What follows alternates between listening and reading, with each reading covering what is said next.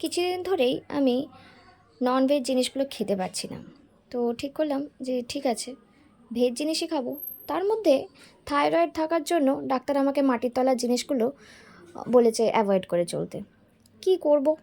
তো ভাবলাম ঠিক আছে, ভেজ চাউমিন বানাবো।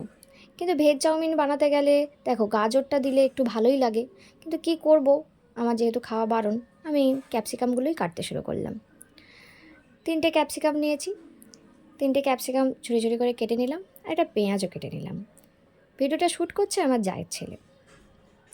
তারপর আমি পেঁয়াজগুলোকেও ঝুড়ি ঝুড়ি করে কেটে নিয়ে আমি একটা সসপ্যানে কিছুটা চাউমিন ভিজিয়ে দিয়েছি, মানে গরম জলে ফোটাতে দিয়েছি।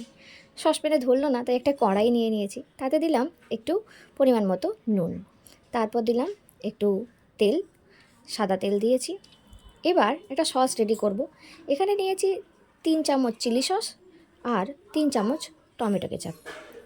নেওয়ার পরে জল দিয়ে এটাকে ভালো করে গুলিয়ে নিয়েছি। এবার কড়া নিয়েছি, কড়াতে দিলাম সাদা তেল। এবার এই তেলের মধ্যে আমি পেঁয়াজগুলোকে ভালো করে ভেজে নিলাম। মোটামুটি ভেজে নিয়েছি, বেরেস্তার মতো নয়, হালকা কাঁচা থাকবে। তারপরে আমি ক্যাপসিকামগুলো দিয়ে দিলাম। ক্যাপসিকামগুলো দিয়ে দেওয়ার পরে ক্যাপসিকামগুলো হালকা ভাজার পর আমি এখানে রেডি করলাম ওই সসটা, যে রেডি করেছিলাম এই সসটা আমি এতে আবার ঢেলে দিয়ে একটু নাড়াচাড়া করে নিলাম। এবার তারপর নাড়াচাড়া করার পর আমি চাউমিনগুলো দিয়ে দিলাম। চাউমিনের পরিমাণটা অনেকটাই বেশি ছিল, তো যাই হোক, নাড়তে একটু অসুবিধা হচ্ছিল। শেষে মা এসে করলো। তারপর দিলাম 2 প্যাকেট অরিগানো, একটু গোলমরিচের গুঁড়ো।